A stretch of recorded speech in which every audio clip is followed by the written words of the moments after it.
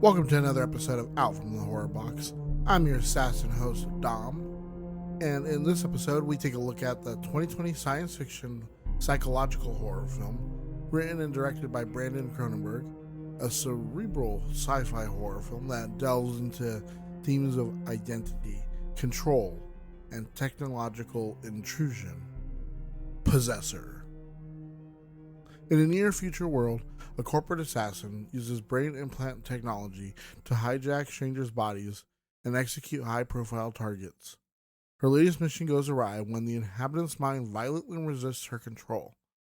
As the two consciousness battle for dominance, her grip on reality fractures, blurring her identity with the hosts and triggering a bloody spiral of paranoia and brutality. So let's see what the future of assassination holds in Possessor.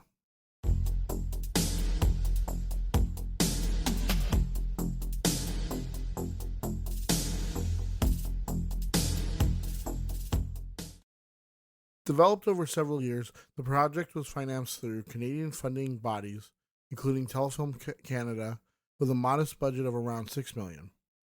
Cronenberg, who, if you don't know this, Brandon Cronenberg is the son of legendary director David Cronenberg, who has such great, masterful work as Videodrome and The Fly from the remake from the 80s, and Scanners, which is an amazing movie. You got to see it. It's so good. Videodrome too. I love Videodrome. He had Crash, not the one that won Best Picture, but it's another one. It's about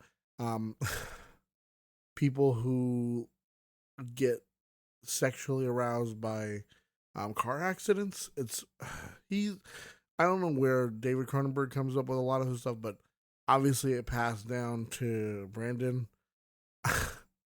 Obviously, because if you haven't seen this, or he has two other films. He only has three films: Antiviral and more recently, Infinity Pool. And if you saw Infinity Pool, I think you'd also be like, yeah, I think it really got passed down to Brandon. But Cronenberg, determined to avoid digital effects, relied heavily on practical prosthetics and makeup, most notably for the film's gruesome violence, such as the infamous face melting scene, which used wax and silicone to achieve its disturbing realism.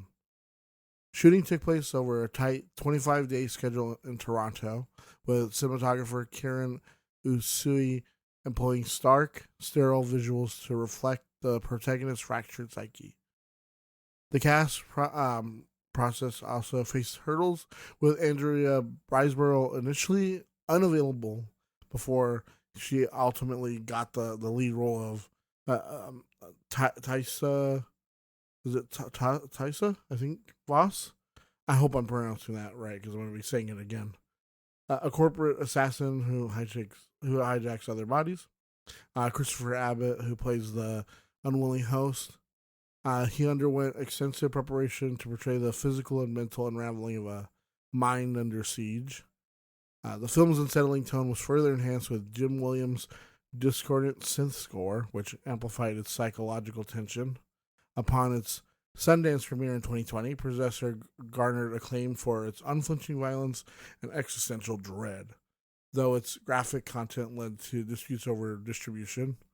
An uncut version later found a cult following on streaming, solidifying Cronenberg's place in modern body horror. And yeah, I honestly want to see what he does next. I've only seen just two of his films. I want to see Antiviral, but I want to know what he's cooking up next, right? Because it could be something really good. I know David Cronenberg's still pumping them out. He just had one not too long ago, Crimes of the Future, and then just recently Shrouds. So they're both still trying to get them out. But let's really get into Possessor. You have a very special nature, one we've worked hard together to unlock.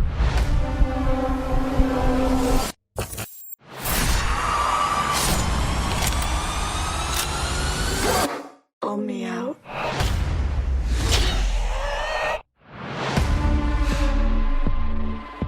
results are normal. Anything you want to flag? No, I'm fine.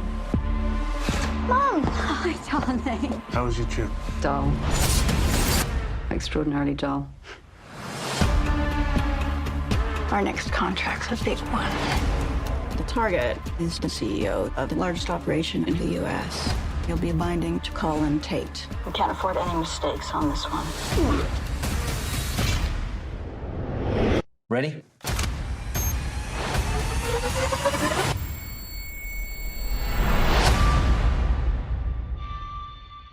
What's with you today?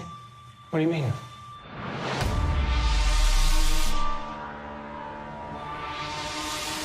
I'm in place. Can we help you? Finish this. What are you doing? I can't pull the trigger.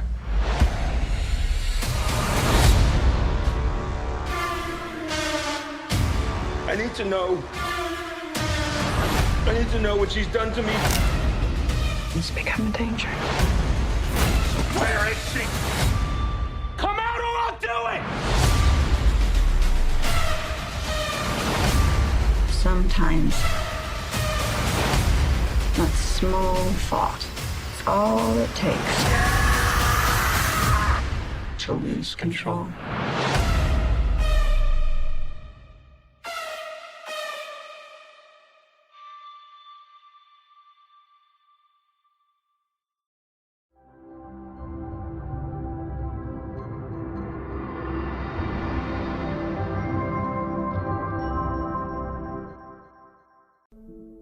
Set in the near future, Tysa Voss, played by Andrea Riseborough, is an assassin who hijacks other people's bodies to execute her targets.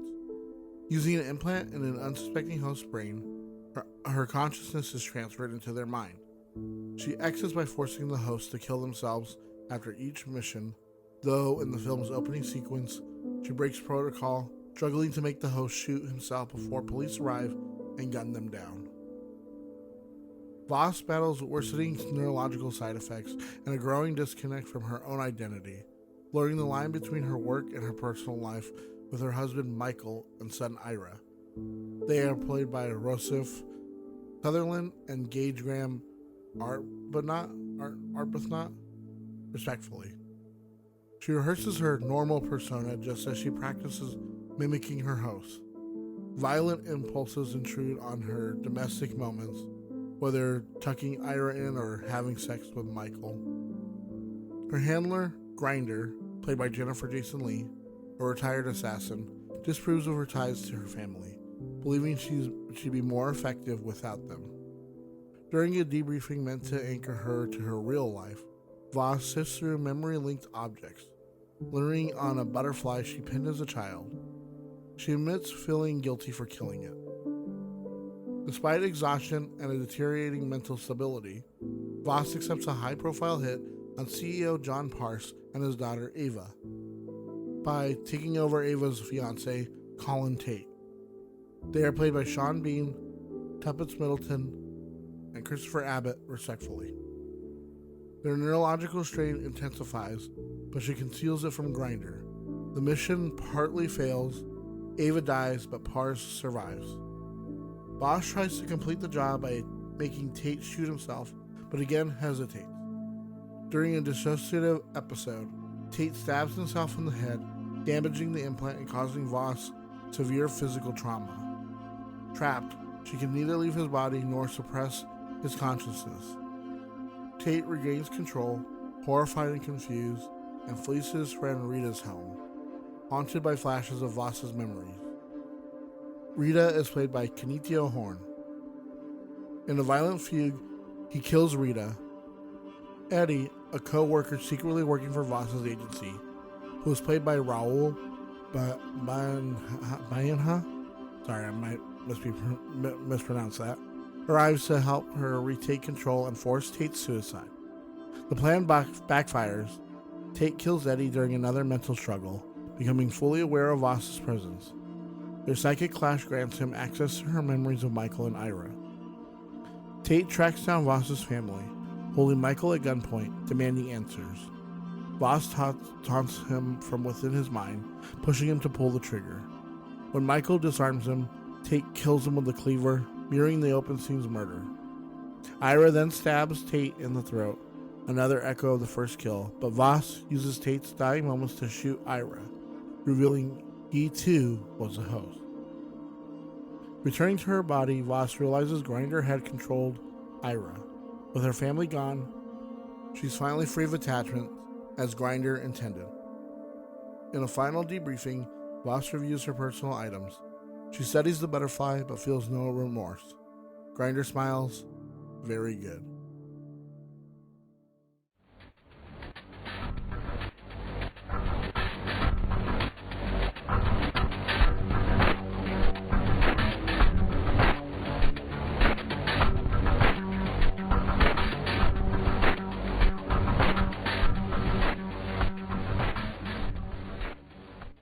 Now let us move on to some trivia about the film Possessor and learn some things about the behind the scenes, the production, and the actors. Brandon Cronenberg says he was inspired to make Possessor by two pieces of media. The first was Jose Delgado's 1970s book, Psychic Control of the Mind Toward a Psycho-Civilized Society, which demonstrates how movements can be induced by radio command, hostility may appear or disappear, social hierarchy can be modified, sexual behavior may be changed, and memory, emotions, and the thinking process may be influenced by remote control. The second is a short film. Please speak continuously and describe your experiences as they come to you that Cronenberg made in the past. So basically he was like, oh, this crazy book about like how we might be able to control people by using radio waves and stuff, and we may able to manipulate people's minds and stuff through remote control. And this short film that I made a while ago. Although I do really want to see this, like, it sounds interesting. Please speak continuously and describe your experiences as they come to you. Although it's a mouthful, it does kind of sound pretty good. It sounds like it's more of like what we get from where we see her on the table with the mask or whatever it is to get her to jump into the minds or whatever, into people's minds. That's probably what it's more like. But that's kind of crazy that obviously it was enough for him to create a whole feature film with it. Right, from all this stuff. Actually, I do want to look at this though. Into that book, the psychic control of mind towards a psycho-civilized society. It might be interesting. Maybe it's a bunch of hullabaloo, but maybe it's something crazy that's like, whoa, maybe he's onto something. There are two versions of the script for Possessor. Writer-director Brandon Cronenberg has said that there's a possibility of a second movie down the line, one that would encompass the material that didn't make it into the film. And honestly, I would love for him to do this, make a sequel, or just set something in the same world. Because one thing that him and his dad are really good at are creating a world where, like this one, it's set in the future, but it feels like now. But it's just like everything about it just feels like now. But then there's just this machine that it's kind of like Inception, where it's like, obviously, all of a sudden there's this machine that just allows you to do this. And they don't explain the technology. They don't explain how they got it, where it came from, who invented it, like how it was possible for them to do this. And I really like that idea, like this vagueness of like, where does it come from? Where is it? Or why? Right? And he did this in Infinity Pool too, where it's like, I think it's supposed to be set in the future too, or something, but there's like, I don't know. Like they're at like I'd love to review that one too. I might review that one soon. But it's at like in a place where like there's like the resort and you're not allowed to leave, and then like the people who actually live there. It's crazy. It's really crazy. Honestly, you need to see both of these movies.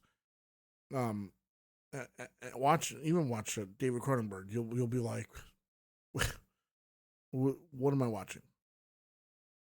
Brandon Cronenberg said he originally wrote the scene in which Voss has sex with the intention of showing Voss as having a penis, but he subsequently edited the script, knowing some actors would not feel comfortable with it. Upon casting Andrea Riseborough, the two had a conversation during which Riseborough suggested the idea of Voss having male genitalia, which delighted Cronenberg and made him feel like she was reading his mind. The scene was rewritten back to its original form, and what is seen on film is what Cronenberg initially envisioned. And see, that's what I mean when it's like, who thinks these things, who comes up with these things, and it shows you that Brandon Cronenberg does. And I get where Andrea Riseborough is coming from, because as an actor, you're thinking of like, okay, her character is inhabiting this other character, and yeah, like what would it be like? Because she'd have to have been in like male bodies before, right, or something. I don't know. Actors are really weird. Actors, if you've ever dealt with actors, they come in, they're either like, all right, what's the scene? Okay, and then they get ready and they're okay. Some need like time, others need to like stay in character. They're actors. But yeah, like I said, like, oh yeah, he wrote this whole thing about like this and like and like oh, this experience of her like being like with male genitalia, right, with having a penis and stuff, and then like, yeah, you're right. Most people would be like, yeah, that's a little weird. Why are you coming up with this? Why are you thinking this? And the fact that that it delighted him to, and that she was like reading his mind. That's the part where it's like, I wish I could read your mind, man. Actually, maybe I don't want to read it because it might be a little weird in there. And yeah. Kill counter.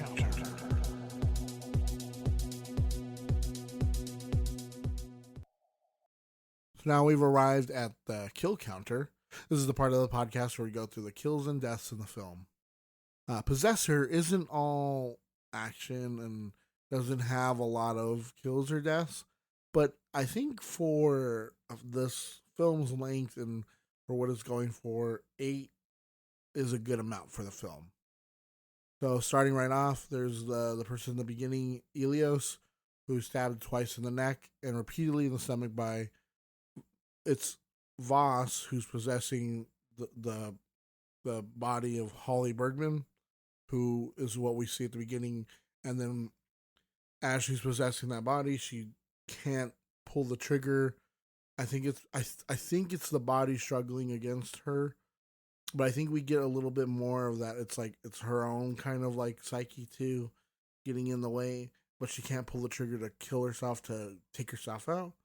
But then the police come in, bang, bang, bang, bang, bang, and they shoot her in the chest and once in the face, and then that's how she's able to jump back into her own body.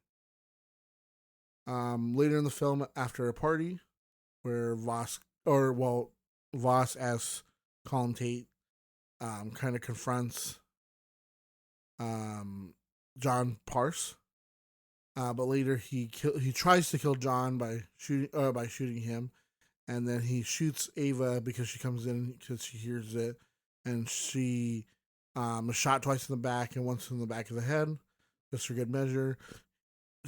Voss as Tate tries to go back and uses an iron poker to stab John in the face, but he ends up surviving all this. And that's when Tate flees.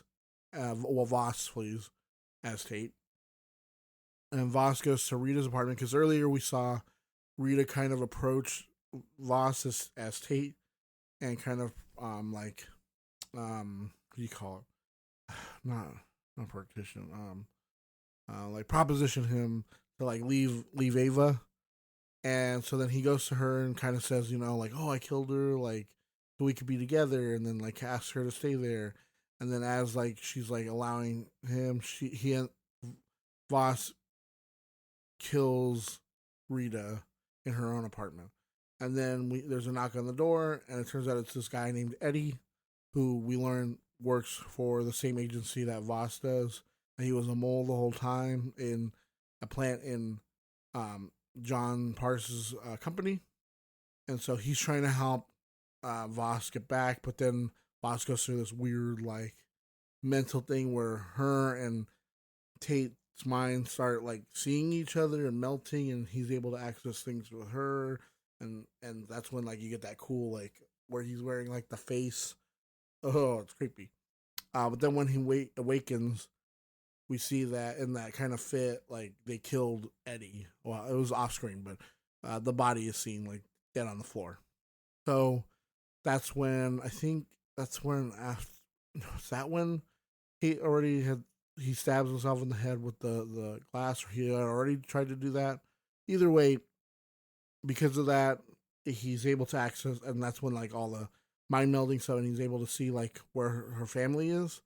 So he goes there, and he finds Michael, Voss's husband, and then they get in a skirmish and cuts off his fingers and stabs him multiple times in the stomach with a meat cleaver.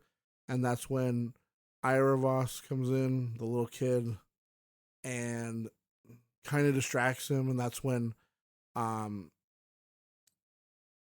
Michael kind of, like, I think he is able to stab him, stab Tate, who's in control now, fully in control. And then Tate shoots Ira, the little kid, while Michael dies. And then Ira, the little kid, who we find out is possessed by Grinder, that she stabs him in the neck using the little kid's body, and then so he shoots the little kid stabs him. So then she's able to get what she wants, where she wants her to be rid of her family, essentially. And yeah, everything kind of just ends in this kind of, like, bloody mess of, like, a entanglement. And yeah, I mean, there's a lot of blood in this. And, you know, like you said, like, for a movie that's not really a lot of action packed, it's a really, really slow film at some parts, but when it gets into those, like the meat of, like, the killing and stuff, it gets really gruesome at some points. Like when he's stabbing in the face with the fire poker, it's like, oh god, do you have to show that? Like, it's a little much. A little much. But yeah, no, it's pretty good. Like the you can tell that this is where they wanted all these more practical effects for all these, and it really shows. It really shows in the deaths and the kills here in this film.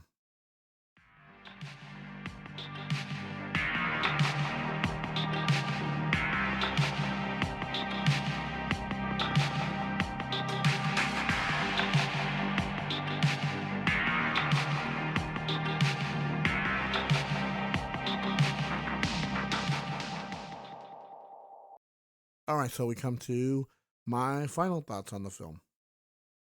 So, Possessor is a film that my friend had been telling me about for a long time. Especially back when we saw Infinity Pool together, and he was like, "Yeah, have you seen Possessor? You know, Brandon Cronenberg's other film?" And I was like, "No." And he the way he was kind of describing it, you know, kind of reminded me of it kind of reminds me of the Year of the Black Rainbow or something, or Over the Black Rainbow. I don't remember the name of that film exactly, but I was, like, very intrigued by it, and I'd seen it pop up every once in a while. And, you know, you see that, like, the main draw or, like, the main thing that they show all the time is, like, the face, like, wearing her face over his face, and you just, like, wonder what it's about. And, like I said, it is kind of a slow movie. You know, there was times where I was kind of, like, looking at other stuff, like I was writing stuff for the Dark Tower while I was watching it. But then when it gets you like to engage with it when it starts getting into, like, the intrigue of, like, the bodies, inhabiting the bodies and possessing the bodies, and then, you know, like what, like, she's going through of, like, you know, this kind of disassociative thing, and then yeah, like, just, like, having sex and, like, imagining, like, trying to kill her husband, while they're doing it, but then like she gets really into it, and then like yeah, it's just oh man, and then like her having to practice like what like these people like how they talk and their mannerisms because like any little thing is gonna throw it off. But I like that John Parse kind of like knew that he was already like I think he kind of understood that he was already like being possessed or something. And I love the idea because like I explicitly said at the very end that like Ira the little kid is possessed by Grinder. I think the movie kind of more implies it, and so you're kind of guessing like that was her, right? But like it wasn't like a big deal like type of twist thing. It was more of like a oh yeah, see like it's this like evil corporation or evil agency or whatever getting what they want like because they're gonna do what they're gonna do. And like I said, like I love there's like the scene of like the melting and the melding with the inside the mind. I love all that. That just like that imagery just is amazing. It's just so done so well and like practically, and that's just and it's amazing that it's like practical effects because it looks gorgeous for like a scene where like it's all melting and stuff. But even like the face mask and stuff like that's just it's just so it just burns an image into your mind and stays with you. Is it one of like the greatest films ever? No, I would say I would give this one maybe a 3.5. It is really good. I do highly recommend it. So if you're listening to this and you haven't seen it and you're already here at this point, I don't know what you're doing, but go watch it or watch it again. It's so good. And that's what I'm saying. Like, I want to know, like, not only what Brandon Cronenberg is going to do next, because his direction's really is well done. I mean, obviously, like, let's just address the elephant in the room. He's a Nepo baby. He grew up with this. Like, it's kind of ridiculous that, you know, he gets to make 3 feature-length films, and then, because your dad did it. Directed a bunch of films, so you get to just kind of do what you want and make 3 movies, whatever. It's a little upsetting, but then when it's like, oh well, but he does a good job. He comes up with his own like independent ideas. Nothing that's like, oh well, I had help from like this guy because my dad knew him. That would suck. I would really fault it for that. But the fact that like, okay, maybe he did get a leg up with like certain things. You know, obviously a full length features, but he is coming up with his own ideas. So I will give it that. Um, but yeah, I just want to know what like more he's going to do. If he would do like not even just like a sequel, more of like expanding into this universe where like obviously you have more material. It doesn't even have to be a sequel. It could just be like an expansion of the universe, like where it's like it's something completely different, but we know that this technology is still there. These ideas, at least a different technology. Maybe at least a completely different story that's not about assassins or something. Maybe it's about something else, or maybe it's about experiencing other things. I don't know. I just want to see what he can do. What more we get from it. I think the acting is pretty okay. I think Andrea Riseborough is fine. I know she had a lot of controversy a couple years ago of like trying to like get her friends to lobby for her to get an Academy Award. I think that was her, right? I'm pretty sure. But I think Christopher Abbott does a pretty good job of like playing like the inhabited body of this guy. You know, he has to kind of play like he knows what he's doing in the body, but at the same time, kind of like not so. But I think he does get Sean Bean pretty okay. He's not really in it too much. I think everybody else is. I think Jennifer Jason Leigh does a pretty good job. I mean, she's always a great actress. But other than that, yeah, I mean, it's a good film. It's I'm so glad I watched it. It's not one of those ones where like people tell me to watch it, I'm like, oh yeah, and then I watch it, I'm like, man, that sucked. or oh man, it was boring. It was like, nah, this is a pretty good one. It's a pretty solid 3.5 stars. Pretty solid film. Can't wait to see. Like I said, can't wait to see what more Brandon Cronenberg does. Do you like body horror? Would you like to live in a future like this? Would you become an assassin like Inhabit? I know I would not want to do that. I'd like to stay inside, my own brain, not doing, murders and stuff for other people. We want to thank you all for listening, and if you like what you hear, please subscribe to get every new episode downloaded. If you have any personal or fictional, paranormal, supernatural, or unexplainable stories, we'd love to read them on the podcast. Please send your stories, recommendations, or anything else to horrorboxpodcast@gmail.com. If you want to show more support, you can follow our socials on Instagram, Threads, TikTok, or check out our YouTube channel, all at Horrorbox Podcast on all sites. Also, you can buy me a coffee at coffee.com/horrorboxpodcast. It really helps out.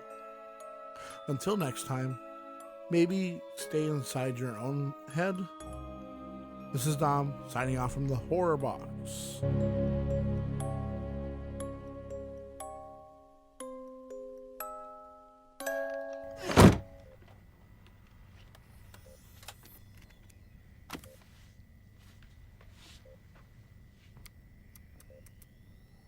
All right. Interface is active and we're at full power. This might be a bit of a rough jump. Just do it. As you wish.